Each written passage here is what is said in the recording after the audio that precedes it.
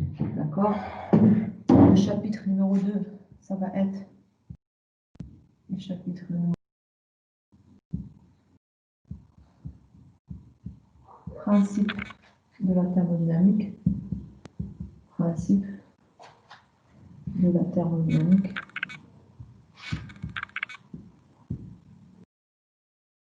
Dynamique appliquée des systèmes ouverts. Des systèmes ouverts. Des systèmes ouverts.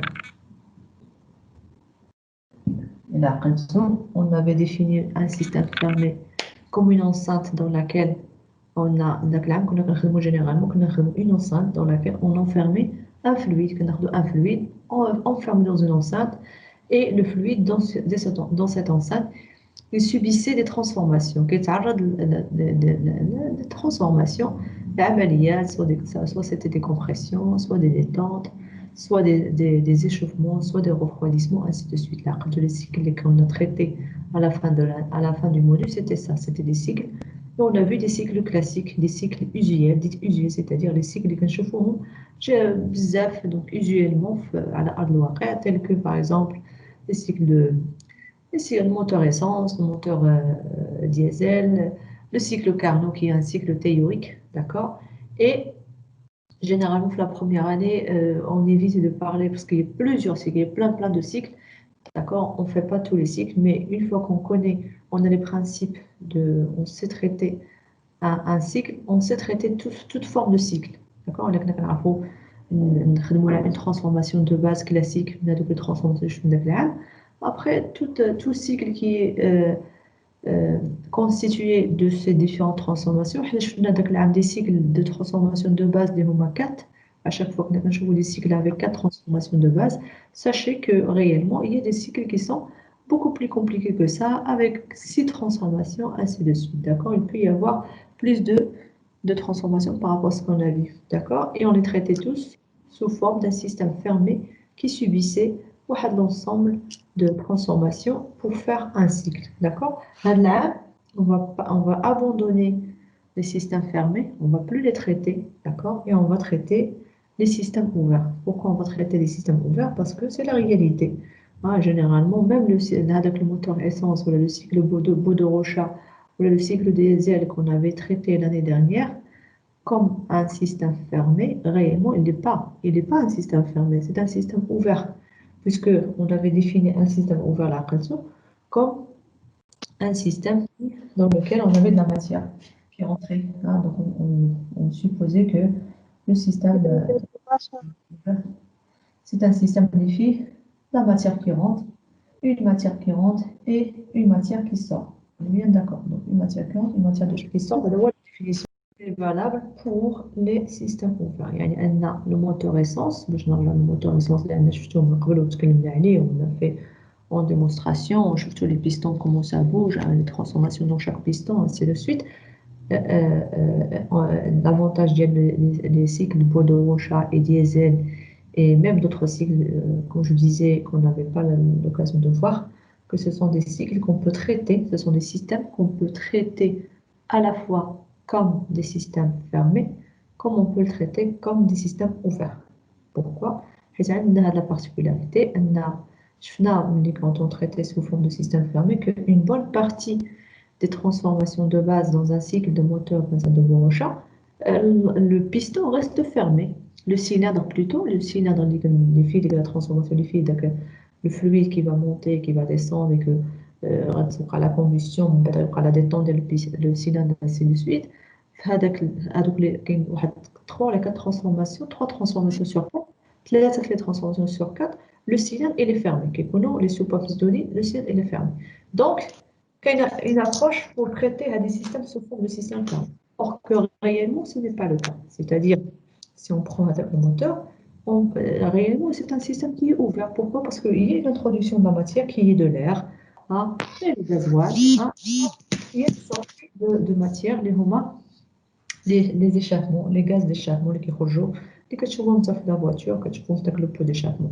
Donc, cette année, انا عطيتكم وقفنا في هذا المثال لانه مثال شفتوه ذاك العام دونك juste pour démarrer hein, pour démarrer on va traiter d'autres systèmes qui sont ouverts hein, et sur lesquels on va appliquer le principe de la thermodynamique, d'accord et justement, on a un échange de la matière avec le milieu extérieur. On a bien entre le chapitre, le deuxième chapitre et le quatrième chapitre.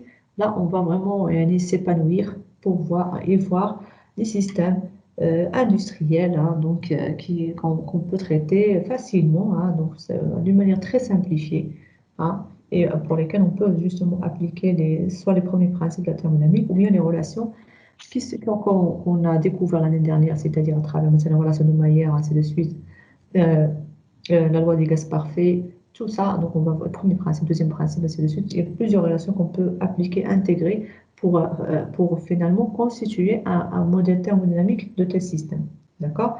كما كنتو كديروا داك العام plutôt l'année d'avant, c'est-à-dire quand vous étiez au bac, vous faisiez une étude mécanique d'un système سيارة تسير ولا تتنقل على محور مثلا على sur un support c'est-à-dire تسير في واحد المحور ولا non support تسير في واحد مثلا في واحد الطريق مثلا في une route مثلا ولا une route inclinée مثلا un plan incliné على مستوى أفقي ولا مستوى مائي مثلا وكتدرس هذيك السيارة كتشوف مثلا شنو هما القوى اللي كتأثر على السيارة وكتقول مرة واه إلا كان سي يافي فروتمون شنو غتكون سي احتكاك شنو غادي يكون تأثير السطح السيارة ولا ما كانش احتكاك شنو غيكون تأثير السطح السيارة وكدير الدوزيام لوا دو لا ديناميك سيتادير لا سوم دي فورس كي تيغال سوا زيرو ولا كنتي غادي كنتي في الحالة ديال سرعة مستقيمة منتظمة ما كنتيش فيها كدير لا سوم دي فورس تيغال ا ام انسي دو سويت دونك تو سا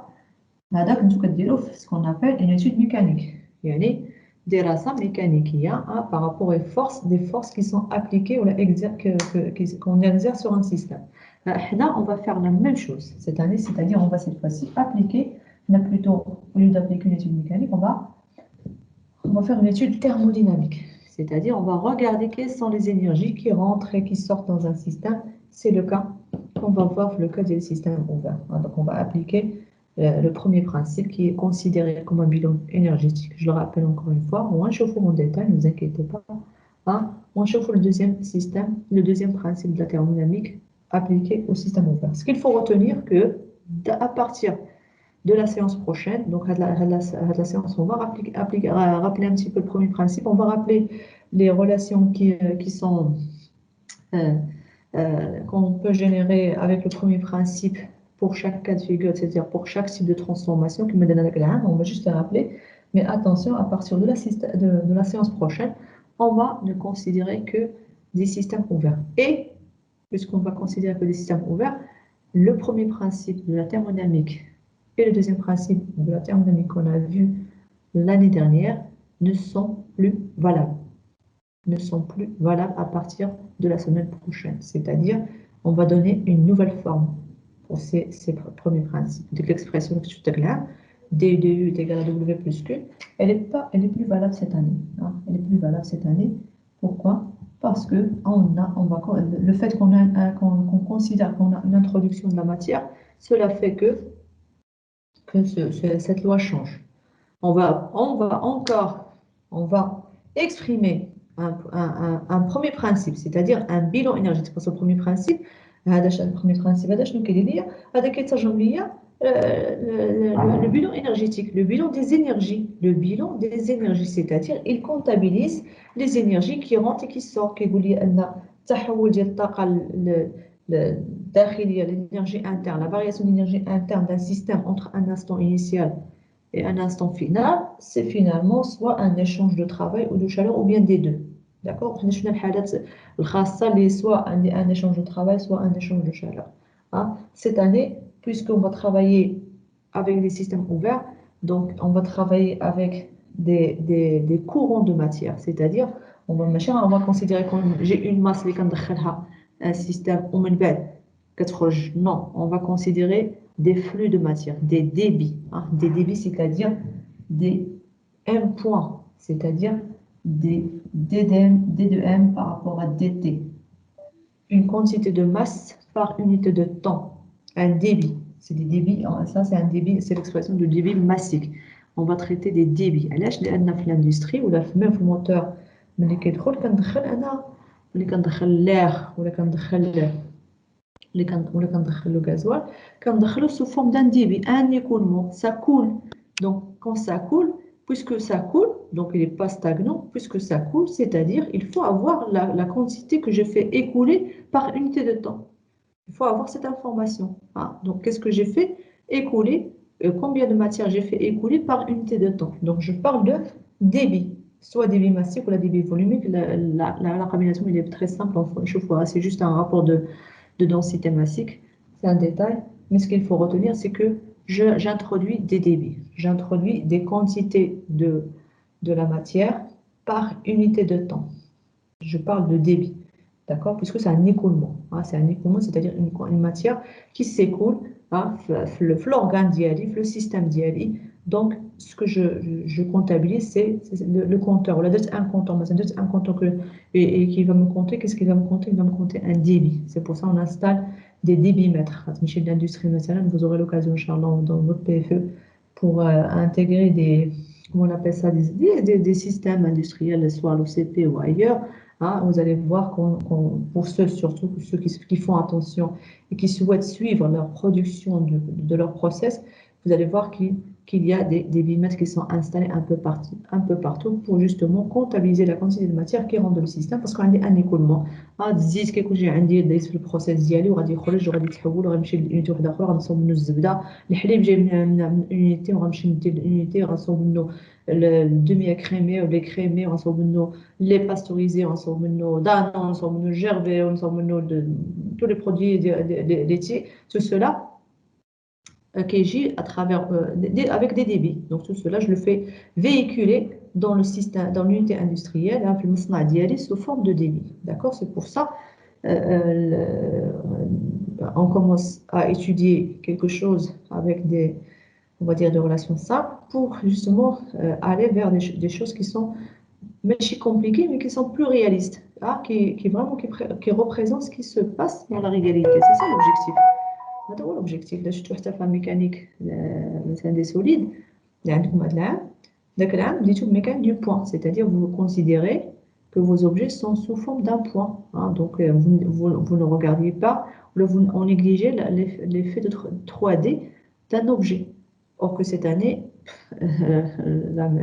on voit bien que ce qui nous entoure, c'est que ce sont des objets 3D. Donc il faut absolument qu'on étudie les mouvements de ces objets, leur équilibre, ainsi de suite. Donc on s'intéresse cette année à la mécanique des solides, à la forme 3D d'un objet. D'accord? Donc on voit qu'on traite chaque sujet, on va avec des notions qui sont simples pour aller vers des notions qui sont beaucoup plus compliquées. D'accord? Vous allez voir de toute façon, une fois que vous avez accédé au marché du travail, on ne fait pas ça manuellement, il y a des logiciels qui le font d'une manière vraiment beaucoup plus pratique. Hein, et pour la mécanique des solides, que des formes qui sont classiques, c'est-à-dire soit une sphère, soit un cylindre, les moments, les torseurs, des formes géométriques qui sont définies, c'est-à-dire soit un cylindre, soit une sphère, soit une barre, soit un barreau, ainsi de suite. Sauf que une fois vous accédez au marché du travail, avec votre bac plus 3 ou bac plus 5, vous allez croiser des formes qui sont plus compliquées que ça. Donc, ce qu'on fait, on délègue le calcul, un logiciel qui va faire le travail à notre place, d'accord, dans lequel on a intégré des équations qu'on étudie cette année, hein, et qui fait le travail justement pour des géométries qui sont beaucoup plus complexes, qui sont différentes par rapport à celles classiques qu'on a dans le module. Alors, donc on a les premiers principes de la thermodynamique qu'on va appliquer sur des systèmes IGL, d'accord, chapitre numéro 2. Le chapitre numéro 3,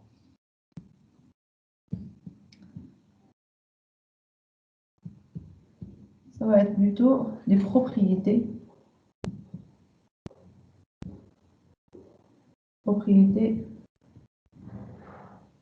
de corps pur.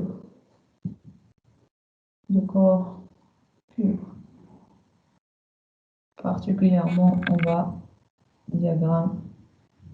on va voir les diagrammes thermodynamiques.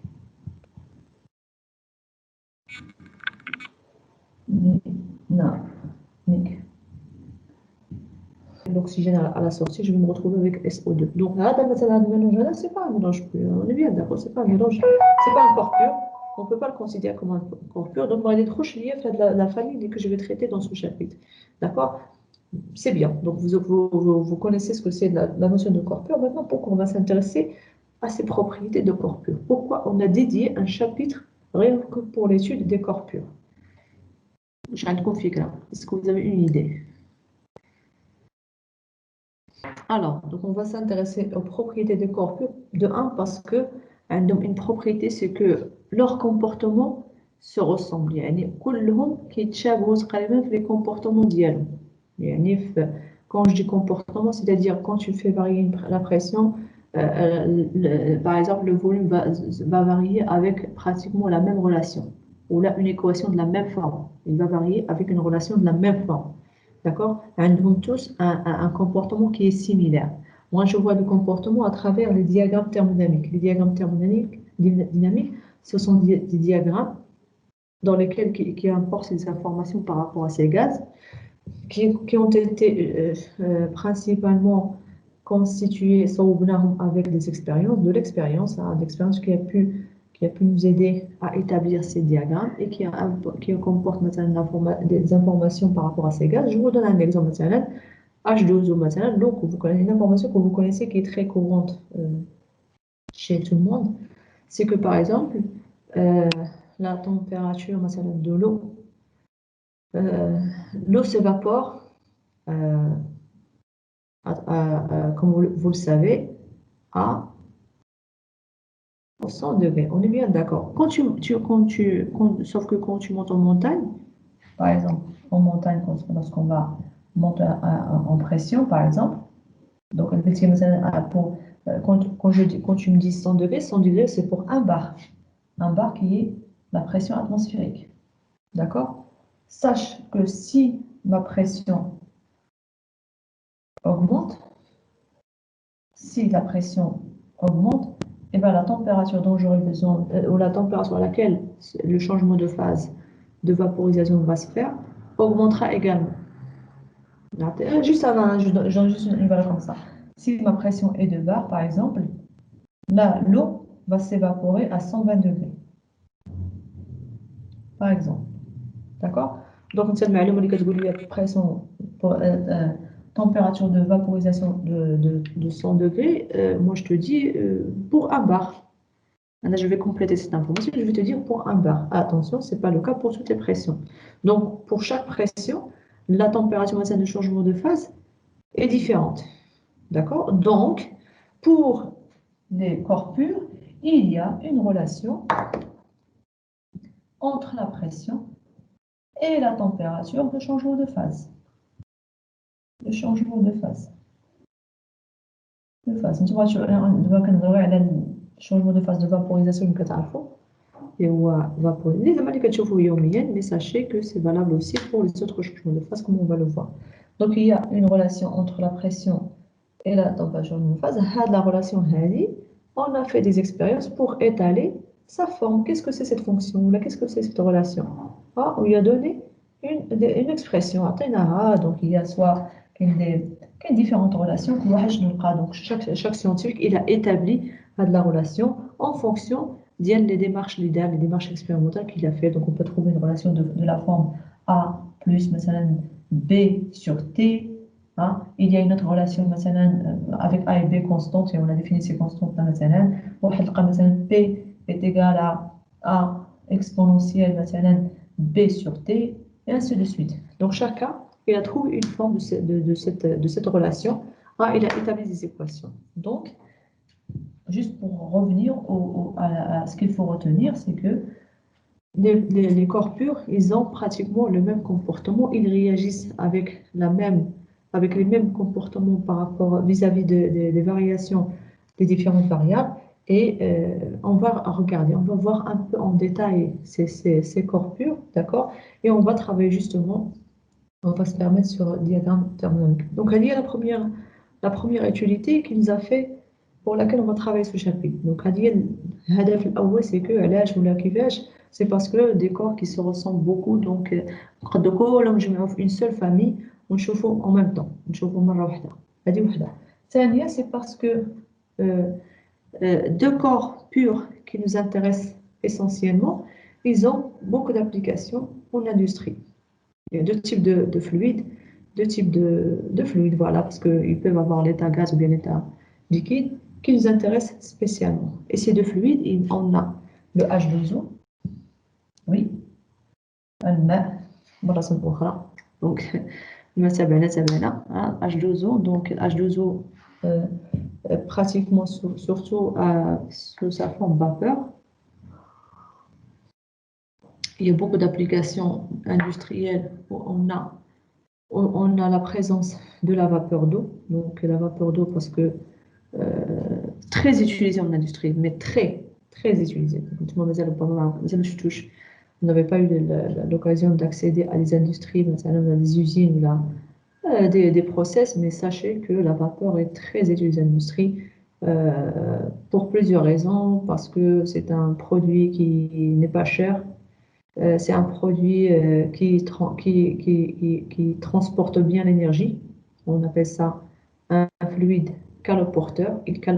Caloporteur, ça veut dire il transporte les calories. Calo, même calories, au porteur parce qu'il transporte. Donc, les activités qu'on va faire, vous allez voir, donc, je vais en parler tout à l'heure. Donc, c'est pour ça qu'il me comme H2O et encore va nous accompagner pour ce module. D'accord? Il y a aussi le deuxième fluide pur qui va nous intéresser, ce sont ce qu'on appelle les fluides frigorigènes. Frigorigènes. D'accord? Les fluides frigorigènes, font de partie, font le mot frigo, donc pour mentionner que ce sont des fluides qui sont utilisés dans les installations frigorifiques. Donc le frigo d'Afdar, sachez que ça fonctionne avec le frigo d'Afdar. D'abord, on va rentrer un peu dans le détail. C'est un cycle un circuit qui est fermé déjà. Le circuit, c'est un cycle, bien évidemment, un cycle, c'est-à-dire que le fluide, il va faire 4 transformations de base et le circuit est fermé. Quand je dis le circuit, c'est-à-dire le circuit qui fait le fluide et il est fermé. Très utilisé, donc on peut trouver des applications. La première application de la vapeur d'eau, c'est les centrales à vapeur, on va les voir, les centrales qui produisent de l'électricité.